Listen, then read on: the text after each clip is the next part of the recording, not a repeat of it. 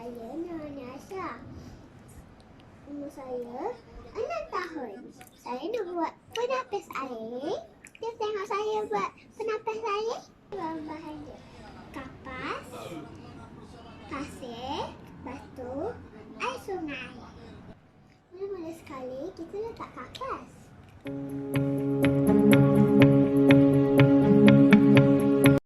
Okey, lepas tu kita masukkan batu.